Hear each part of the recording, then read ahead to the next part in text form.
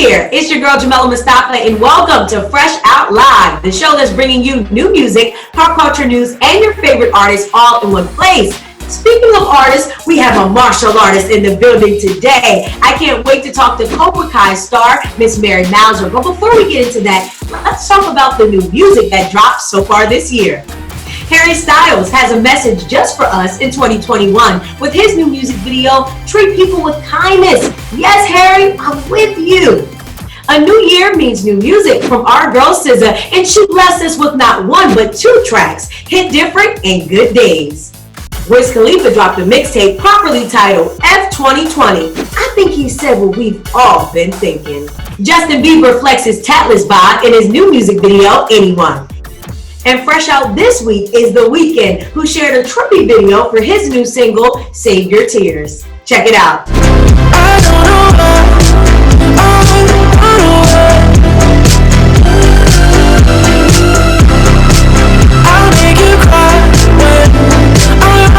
And Zayn dropped a new music video for his song, Vibes. And trust me, it's a vibe. And Division put an R&B twist on Kings of Leon's track, Use Somebody, for their latest cover. It's the lead single off their upcoming EP, Amusing Her Feelings.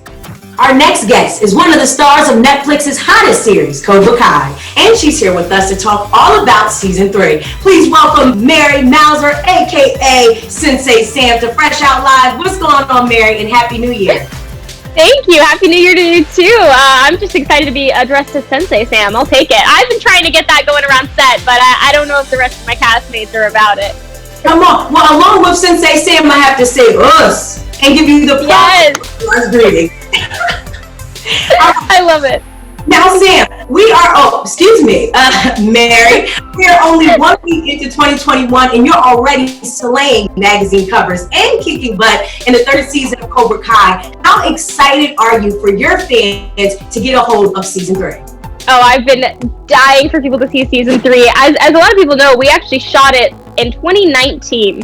We shot it in the fall of 2019, and we have been waiting for it to come out, so I am so excited that people are finally getting their hands on it.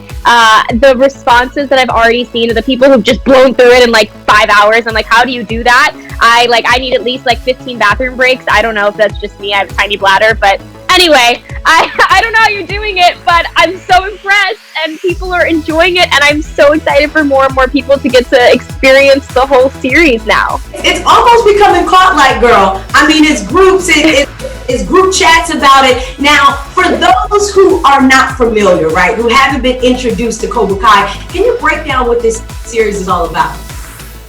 This show is the continuation of the Karate Kid films, which I think is so cool. The story picks up 34 years after the original Karate Kid films and the original All Valley tournament where Johnny Lawrence and Daniel LaRusso had their showdown. And it kind of picks up with where their lives are now and how Daniel LaRusso has catapulted himself to now be the auto tycoon of the Valley, and Johnny Lawrence, who was the cool guy everybody wanted to be in high school, you know, in the realm of the Karate Kid, is not doing so hot. And they both somehow end up coping with their lives through karate, which is really cool. And we cannot talk about a sparring match without talking about the epic Sam versus Tori sparring match at the end of the season. Just tell me about what was the training like to prepare yourself for that scene, and how was it actually filmed? The training process for this one was a little different because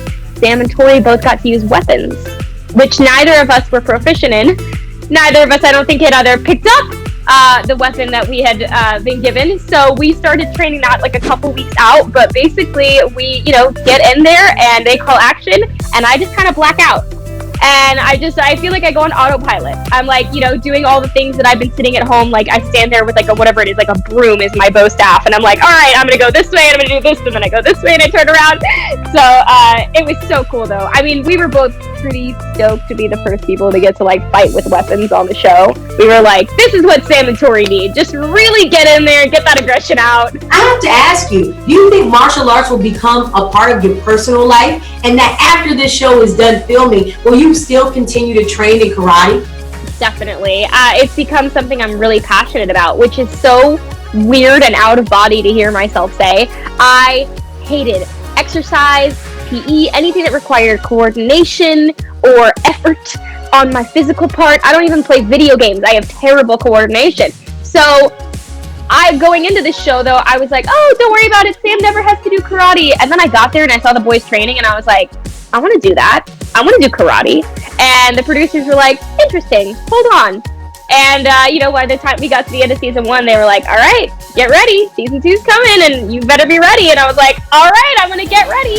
So I started taking Muay Thai and I was obsessed, like instantly. I was like, well, okay, I'll get, ready for the season. And so 2 months out, I started going to this Muay Thai gym. I ended up going 3 or 4 or 5 days a week because you just couldn't keep me out of the gym because I loved it so much. It was so cool. And now karate itself and getting to learn the kata pieces and getting to learn now a bow staff, it's made me so passionate about learning the art behind karate and the history, and it's something that I'm actually studying in my free time. I am far away from Sam's skill level or a black belt of any sort, but I am starting out, and that's a big deal. I'm really excited about it. I tell you, you are the epitome of amazing. Mary, your character Sam has developed so much throughout these seasons. What can we expect from her in season 4? I've talked about her journey as kind of season 1 not really having a place to belong and trying to search for that, whether that's with the cool girls and then with Miguel and losing Aisha and then kind of coming back to her by the end of the season. So I think there's finding where she belongs. So I feel like for season 4, Samantha's got to figure out, how to integrate herself back into the realm of the people that she's around. I think she kind of raced through in season 3 the emotional repercussions of where season 2 left off. So I think she's kind of in fast motion coping as much as she possibly can because the world around her is moving so fast. And I think, maybe season 4 would make her slow down and say, okay, now who am I? Now who have I become? What happened as what chemical changes happened within me from the alchemy that was season 2.